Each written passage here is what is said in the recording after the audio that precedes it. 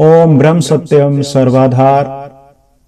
आज का वाणी सार अमृत। जब लग मन में कर्म है, तब लग राग द्वेष।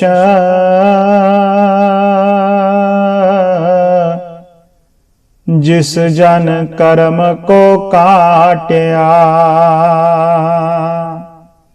तिस जन को आदेश। जब लग मन में कर्म है, तब लग राग द्वेष। जिस जन कर्म को काट्या,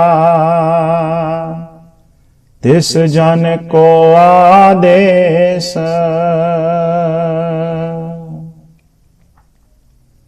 श्री महाराज जी वाणी में फरमाते हैं, जब तक मनुष्य के मन में कर्म करके कर्म फल प्राप्ति की इच्छा बनी रहती है, तब तक वह राग द्वेष की अग्नि में जलता रहता है।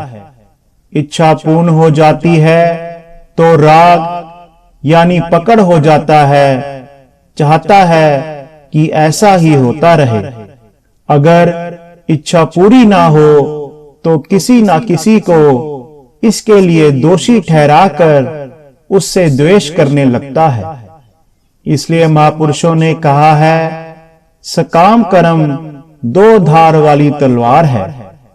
इसके वार यानी दुख से बचने के लिए निष्काम कर्म की धारणा है। निष्काम कर्म यानी ऐसा कर्म जिसमें मनुष्य की कोई अपनी कामना नहीं। ये शरीर परमात्मा का दिया हुआ यंत्र है, जिसका मालिक वही है। उस मालिक की मर्जी के अनुसार किए जाने वाले कर्म निष्काम कर्म कहलाते हैं। इसी को ईश्वर आज्ञा कहकर महापुरुषों ने बयान किया है।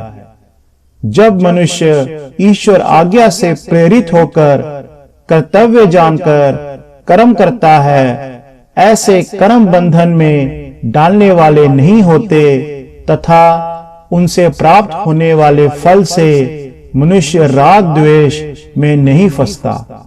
इसी को कर्म काटना कहते हैं। गुरुदेव फरमाते हैं, जो मनुष्य ईश्वर आज्ञा में अपने कर्म तथा उनका फल सौंप देता है, ऐसे मनुष्य को प्रणाम है। ओम ब्रह्म सत्यम सर्वाधार।